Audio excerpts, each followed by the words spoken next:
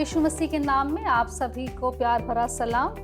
मैं आप सभी का हिंदी होप चैनल में स्वागत करती हूँ और साथ ही साथ मैं अपने पैनल मेंबर्स का भी स्वागत करती हूँ जो आज के अध्ययन में हमारे साथ बने रहेंगे। हम आगे की तरफ बढ़े उससे पहले हम प्रार्थना में जाएंगे और मैं मैडम भारती से अनुरोध करती हूँ कि मैम हमारी अगुवाई कीजिए। हमारे स्वर्गीय दयालु पिता परमेश्वर, आपका बहुत बहुत धन्यवाद देते हैं कि एक और अवसर हमें आपने दिया है कि आपके वचनों में से हम सीखें। प्रभु जी, आप चाहेंगे कि आप हमारा मार्गदर्शन करें प्रभु, जैसे कि गुजरे वक्त में आपने किया है प्रभु। जब आपके वचनों में पढ़ते हैं, सीखते हैं प्रभु, जो गहराई की बातें हैं उनको हम समझ सके प्रभु जी, और अपने दर्शकों को भी समझा सके और अपने जीवन में उसको इस्तेमाल करने वाले हो सके। हमारी इस विनती को हमारे उद्धारकर्ता प्रभु यीशु के नाम में मांगते हैं, सुनो और ग्रहण कीजिए। आमीन। धन्यवाद अच्छी प्रार्थना के लिए। और हम आज के अध्ययन में आगे बढ़ते हैं। जैसा कि आप जानते हैं कि हम चौथे त्रैमास की अध्ययन श्रृंखला में चल रहे हैं और आज का जो सप्ताह है वो पाठ 11 के लिए है और जो शीर्षक हमें दिया गया है वो कहता है देश में रहना। और आप मेरे साथ निकाल लीजिए बाइबल में से नीति वचन 15 और उसकी पहली आयत जो कहती है, नरमी से जवाब देने पर क्रोध शांत हो जाता है, लेकिन चुभने वाली बात से गुस्सा भड़क उठता है। जो आज का वचन है, जो आज का पाठ है, वो हमें बताता है कि इस रीति से हम एक दूसरे के साथ एक समुदाय में रहते हैं। हमारी कलीसिया भी हमारा क्या है, एक समुदाय है जिसमें हर पृष्ठभूमि के, हर तरीके के, हर तबके के लोग वहाँ पर आते हैं, हर सामाजिक स्तर के लोग वहाँ पर रहते हैं। हम यहाँ पर यही सीखेंगे कि किस रीति से जब यहोशू और उसके लोगों के बीच में वो गलतफहमियाँ पैदा हो गई थी तो उसने उस चीज़ को कैसे संभाला। हम आगे बढ़ते हैं रविवार के विषय में। रविवार का जो वचन है वो कहता है प्रतिबद्धता, वो किस रीति से वो जुड़े रहे। जब यहोशू ने अपने लोगों से कहा कि तुम यरदन पार करके पश्चिमी दिशा में जाओ, जहाँ तुम्हारे साथी हैं, तुम जाकर उनका हाथ बटाओ और तुम उनकी सहायता करो, तो वो सीधे यहोशू की बात को मानकर नदी के उस पार चले जाते हैं, जबकि उनका पूरा परिवार जो था वो नदी के इस पार ही रहता है। और वो वहाँ जाकर मिलजुल कर एक समुदाय के रूप में, एक एकता के रूप में उस युद्ध को वो लड़ते हैं। जब वो लड़ रहे थे तो वो अपने लिए नहीं लड़ते, वो किसके लिए लड़ रहे हैं, वो यहोवा की ओर से उस वाचा को पूरा करने के लिए लड़ रहे थे। पौलुस भी जो है वो हमसे क्या कहता है, वो कहता है वो जैसे कि उस समय लोग परमेश्वर के लिए कर रहे थे, अपने लिए नहीं, वैसे हमारे लिए भी निर्देश है क्या, अपनी सेवा ऐसे करो जैसे वो ईश्वर के लिए काम कर रहे हो, न कि मानवीय भावनाओं के लिए। जब हम कोई काम करें तो हमारा जो लक्ष्य है, जो हमारा मन है, वो हमसे ये ना कहे कि ये हम समाज को दिखाने के लिए कर रहे हैं। जो भी हम करें वो परमेश्वर की दृष्टि में उचित हो, वो करें। हम इसी रीति से ऐसे माहौल हो जाता है, ऐसी परिस्थितियां हमारे सामने आ सकती हैं हमारे समुदाय में कि हम हतोत्साहित हो जाते हैं, हम डर जाते हैं, परेशान हो जाते हैं। डरने की ज़रूरत नहीं है, हमें प्रार्थना में आना है, घुटनों में आना है। जिस रीति से परमेश्वर ने यहोशू की सहायता की थी उस चीज़ों को समस्या का समाधान निकालने के लिए, यकीनन वो हमें भी सहायता करने को तैयार खड़ा है। तो ये वचन था सबत का और रविवार का। अब समय है कि हम चलें सोमवार की तरफ और मैं मैडम शशि से बोलूँगी कि मैम प्लीज़ आप बताइए कि सोमवार का वचन हमारे लिए क्या लेकर आ रहा है। धन्यवाद मीनल। और आज की सैबत स्कूल में हम जो है चलते हैं और सोमवार का अध्ययन है ये। इसका शीर्षक है आरोप। आरोप एक ऐसी चीज़ है जो मिशन होता है, अगर हम आरोप लगाते हैं तो वो काम जो है वो खंडित हो जाता है। तो आरोप लगाना एक तरह का पाप है। प्रभु यीशु मसीह ने भी कहा कि दोष मत लगाओ, नहीं तो तुम पे कहीं ऐसा ना हो कि तुम पे दोष लगाया जाए। तो यहाँ पे इस आरोप के बारे में जो बात हुई है, आज हम जानेंगे कि ये क्या आरोप था जो कि लगाया गया। तो हम देखते हैं अध्याय 1 में यहोशू ने कहा, अध्याय 1 की 12 में लिखा है, फिर यहोशू ने रुबेनियों, गादियों और मनश्शे के आधे गोत्र के लोगों से कहा कि तुम यरदन के इस पार ही रहो। जो औरतें थी, बच्चे थे और बाकी जो पुरुष थे उनको उसमें भेजा गया। फिर उसके बाद जब विजय उन्हें मिली तो यरदन के किनारे उन्होंने एक वेदी की स्थापना करी, जो कि अध्याय 22 की 11 में लिखा है। इन्हीं लोगों ने, ये वापस जब गए मनश्शे और रुबेनी और ये गादी, तो इनके लोगों ने जब वहाँ वेदी बनाई तो वहाँ पे इसके बारे में लिखा है, और इसका समाचार इजराइलियों के सुनने में आया कि रुबेनियों, गादियों और मनश्शे के आधे गोत्रियों ने कनान देश के सामने यरदन की तराई में, अर्थात उसके उस पार जो इजराइलियों का है, एक वेदी बनाई। मतलब वो यरदन के पूर्व में इधर इस तरफ थे वन साइड, तो उन्होंने वहां जाके यरदन के उस पार जाके एक वेदी बनाई, और वहां पे इजराइलियों ने यह जब सुना तो इजराइलियों की सारी मंडली उनसे लड़ने के लिए, चढ़ाई करने के लिए शीलो में इकट्ठी हो गई। मतलब आपस में ही वो सब इजराइली थे, लेकिन एक दूसरे के मतभेद होने की वजह से उनके बीच में लड़ाई हो गई और उन्होंने आरोप लगाए। फिर सब के सब जब उन्होंने सुना शीलो में कि ऐसे उन्होंने बनाया है, तो इजराइलियों ने अपने कुछ लोगों को भेजा कि आप जाके देखो वहाँ पे क्या है। और 16वीं वर्ष बताती है कि उन लोगों ने आरोप लगाया, उन्होंने कहा कि यहोवा की सारी मंडली यह कहती है, तुमने इजराइल के परमेश्वर यहोवा का यह कैसा विश्वासघात किया। आज जो तुमने एक वेदी बना ली है, इसमें तुम उसके पीछे चलना छोड़कर उसके विरुद्ध आज बलवा किया है। तो मतलब वो आरोप लगा रहे हैं कि तुम परमेश्वर के विरुद्ध काम कर रहे हो, तो ये तुम गलत कर रहे हो। तो उन्होंने आरोप लगाया, जिसके कारण क्या हुआ, आपस में मतभेद हुआ।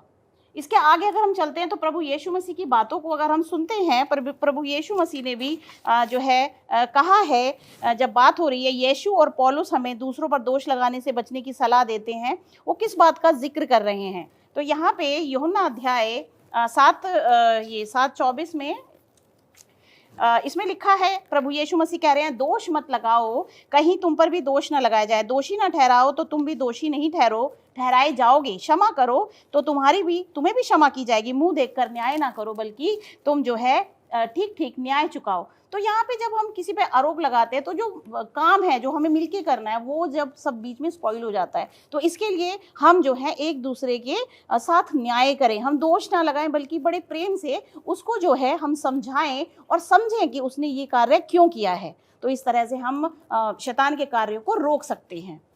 बहुत अच्छा बताया आपने। देखा कि हम मसीही कलीसिया के रूप में अगर हमें देखें तो हमें पहली बात ये सीखनी है कि हमें दोष नहीं लगाना है। हम इस चर्चा में आगे बने रहेंगे। वक्त है छोटे से ब्रेक का, मिलते हैं ब्रेक के बाद।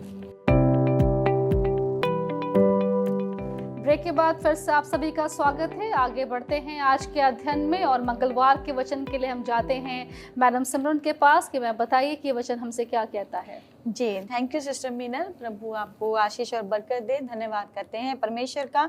आज का जो मंगलवार अध्याय का टॉपिक जो दिया गया है, वह अतीत से प्रेरित वादित। यहाँ पे जो है हम यहोशू के बारे में जो है वो पढ़ रहे थे, और यहाँ पे जैसे कि बताया गया, जैसे सिस्टर शशि ने पढ़ा कि वेदी के बारे में जो बताया गया है, यहाँ पे बोलता है कि स्वतंत्रता की घोषणा के रूप में जो समझी जाने वाली अफवाहें जो थी, वो पूरे क्षेत्र में देने से पहले जो है इजराइल के पुत्रों के रूप में 2 बार जो है उसमें लेबल किए गए। 9.5 गोत्रों ने वेदी के उद्देश्य और अर्थ को स्पष्ट करने के लिए एक प्रतिमंडल जो है वो भेजा, और प्रतिमंडल में इल्जार और महाजाजक का पुत्र पिनहास शामिल था। और यहाँ पे बताते हैं कि जो एलियाजर की मृत्यु के बाद उसका अधिकारी बनेगा, वो पिनहास को जो है वो चुना गया था। और पिनहास को पहले से ही जो है पुजारी के रूप में जो है कुछ प्रसिद्धि उसको मिल चुकी थी।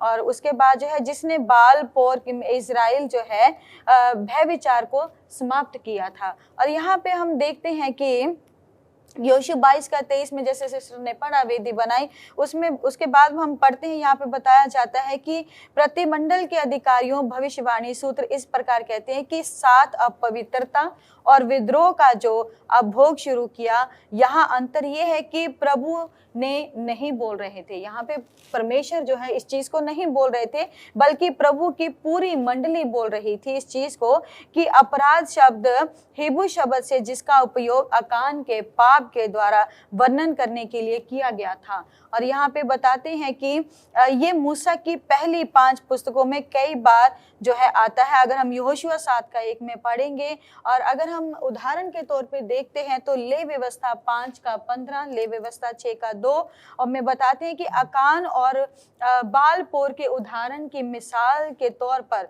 काम करते हैं। और यहाँ पे बताते हैं कि एक विश्वासघात के लिए वेदी बनाने का कार्य जो है विश्वासघात के लिए और दूसरा विद्रोह के लिए, और वो 9 और आधी अन्य जातियों के डर को जो है भी व्यक्त करती हैं। जो अन्य जातियां यहाँ पे बताई जाती थी वो भी उनका डर जो है उसमें शामिल होता है। और कि अन्य अनंत कीर्ति वेदी बनाने के कार्य धर्म त्याग, मूर्ति पूजा और अनिकता की ओर ले जाएगा, जो पूरे इज़राइल राष्ट्र पर प्रभु की क्रोध को भड़काएगा। जब वो ये वेदी अपने आप से बनाते हैं तो वो परमेश्वर के क्रोध को प्रकट करती है। वो परमेश्वर यही कहता है कि जो मूसा ने और यहोशू ने वही चीजें करी जो परमेश्वर ने उनको आज्ञा दी थी, जो वेदी बनाने के लिए कही थी, या उसके अलग उलट हम चलते हैं तो हमें दंडवत होना पड़ता है। तो इसीलिए उस क्रोध से बचने के लिए हमें परमेश्वर की वाचाओं की ओर जो है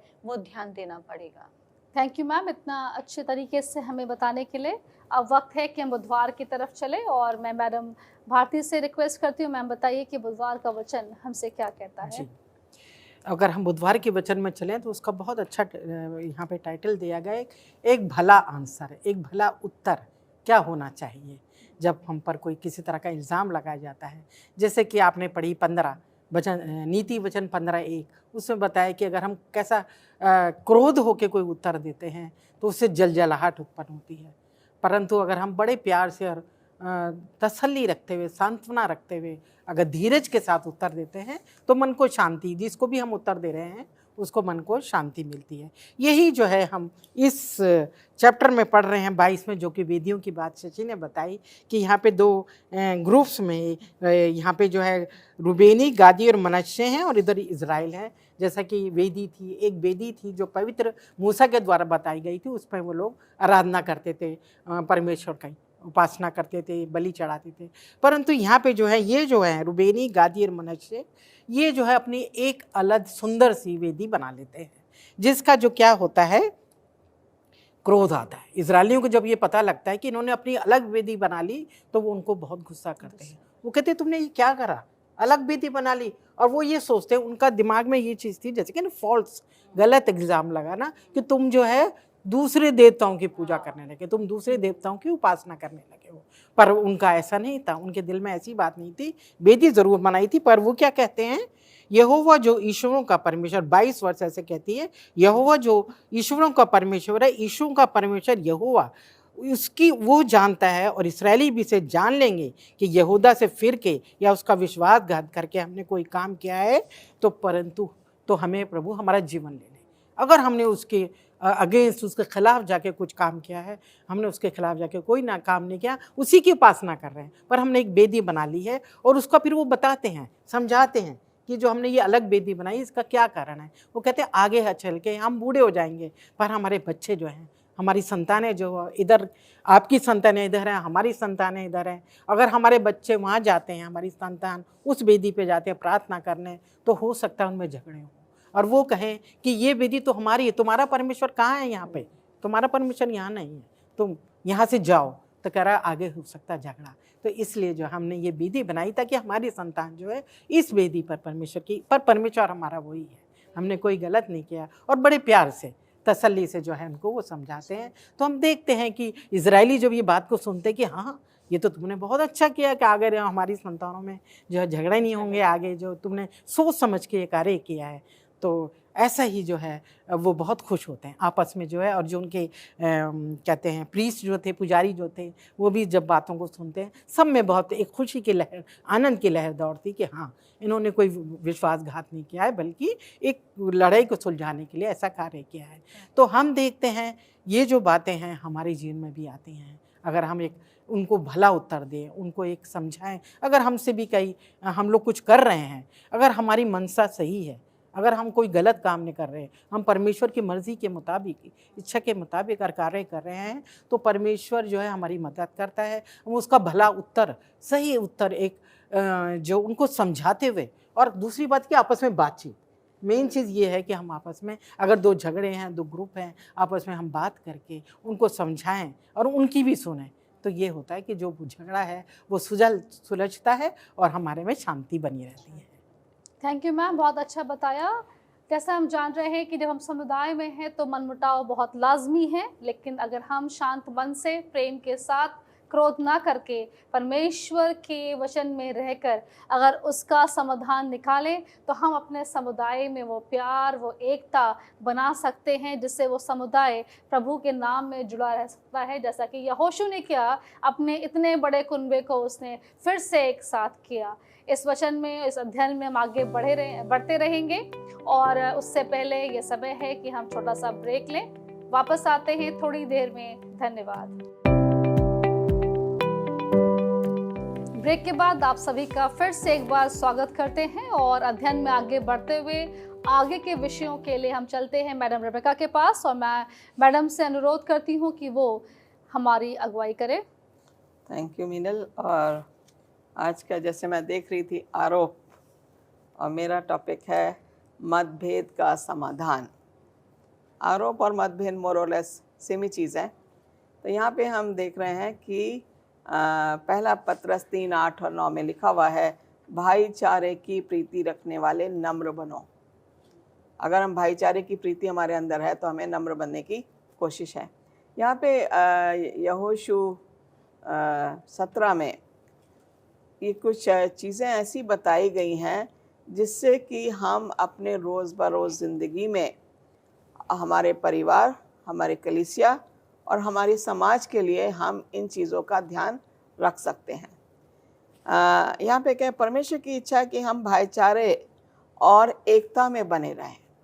ये हम देख रहे हैं किस तरीके से परमेश्वर चाह रहा है कि हमारे अंदर एकता बनी रहनी चाहिए। अब जैसे यहाँ पे दिखा हुआ है कि पहला पॉइंट जो दिया है यहोशी 17:22 से 30 से 34 में वो दिया हुआ है, जल्दबाजी में निर्णय ना लो। आरोप भी लगा देते तो हम जल्दबाजी में जवाब दे देते हैं। हमारा अगर कोई मतभेद है तो हमें जल्दबाजी में हमें उसका सोचना नहीं है, सोच समझ के ठंडे दिमाग से हमें निर्णय लेने की ज़रूरत है। दूसरा पॉइंट जो यहाँ पे यहोशू के पुस्तक में बताया वो है, कोई कदम उठाने से पहले इस विषय पे बात करो। अगर आपके परिवार पे कोई आरोप लगा रहा है या कोई मतभेद हो गया परिवार में, तो आराम से बैठ के आपको क्या करना है, उस पर बात कर लो आपस में, जिससे पहले वो बात आपके परिवार से बाहर जाए, जिससे पहले दूसरे लोग जो हैं आपके ऊपर आरोप लगाने लगे।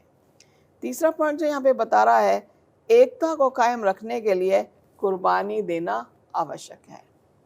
हम देखते हैं कि जैसे इजरायली लोगों ने मतभेद हो गया, उन्होंने अपना वेदी बनाया, उन्होंने अपना बना लिया। बनाया किसके लिए?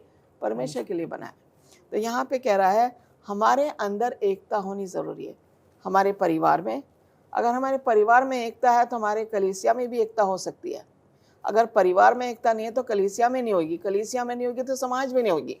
जिसके बीच में हम रह रहे हैं तो वहाँ हम क्या लाएंगे, हम उनको क्या दिखाएंगे, क्या नमूना पेश करेंगे, ये चीज़ हमें ध्यान रखना है।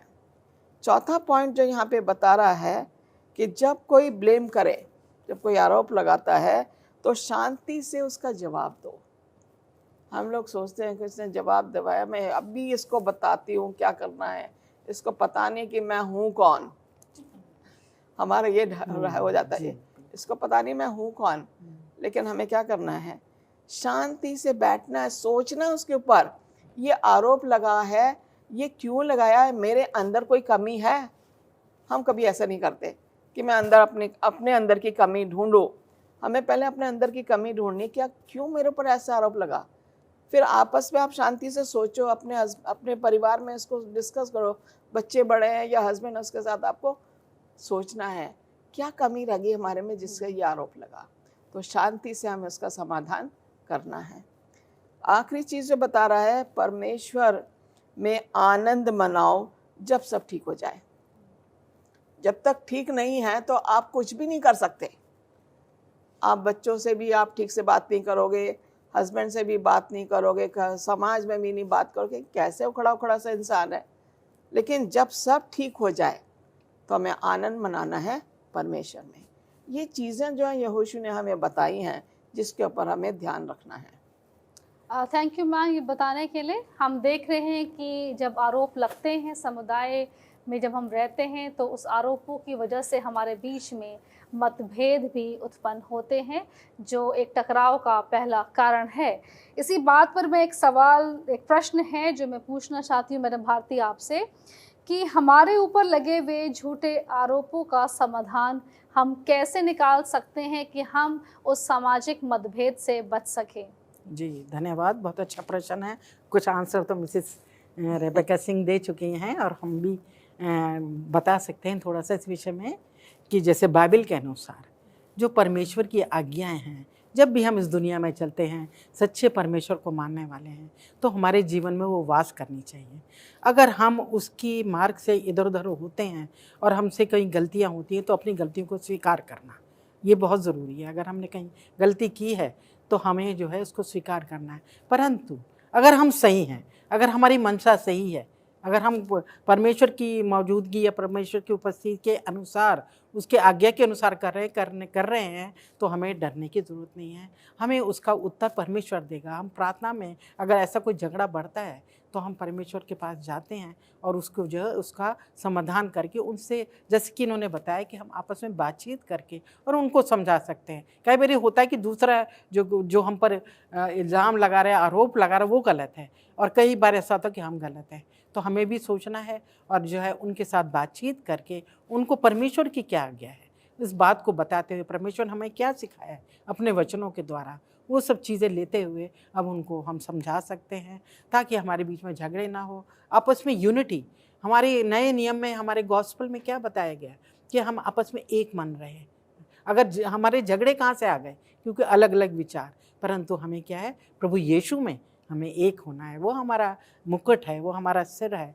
तो हमें जो है उसको आदर देते हुए जो है आपस में यूनिटी रखनी है और एक दूसरे को समझाना है और एक अच्छा भला उत्तर देना है, ताकि आपस में मनमुटाव ना हो, जलजलाहट ना हो, कड़वाहट ना हो। गुस्से से आंसर जो है झगड़े पैदा करता है। अगर हम गुस्सा निकालते हैं, एक दूसरे के उंगली उठाते हैं ज़्यादा, तो जो है कि झगड़े होते हैं और आपस में हमारा जो रिश्ता है, एक रिलेशन, हमारे मसीह लोगों का रिश्ता, वो ख़राब होता है। इसलिए हमें चाहिए कि हम प्यार मोहब्बत से साथ रहें, मसीह में एक रहें और उसका आदर करते हुए, उसकी बातों का आदर करते हुए अपने जीवन को आगे बढ़ाएं। बहुत अच्छा आपने बताया। हमने देखा कि सारी बातें शुरू होती हैं हमारे क्रोध से, तो हमारी प्रार्थना होगी परमेश्वर से कि वो हमारे साथ हो, हमारे दर्शकों के साथ हो, हमारे साथ हो, कि वो हमें निर्मल मन दे और हमें अपने क्रोध पर नियंत्रण रखने में सहायता करे। और ये समय है आखिरी दुआ का। मैं गुजारिश करती हूँ रेबेका मैडम से कि वो हमारी अगुवाई करें। आइए प्रार्थना में जाएंगे। हे हमारे स्वर्गीय महान परमेश्वर, तेरा धन्यवाद करते हैं कि तूने हमारी पवित्र आत्मा के द्वारा अगुवाई करी इस डिस्कशन सेशन में, जो कि पाठ हमने अभी ख़त्म किया है। हम अपने दर्शकों के लिए भी प्रार्थना करते हैं ताकि वो इससे सीखें, इसको सुने और आशीषित हों और दूसरे लोगों के साथ साझा करने वाले बने। यही हमारी प्रार्थना है। सुनो, ग्रहण कर। आमीन। आमीन। यहीं पर आज का पाठ का अंत होता है। हम अगले हफ्ते फिर से आपसे मिलेंगे इसी श्रृंखला में। बने रहते हैं अगले हफ्ते के लिए। आमीन।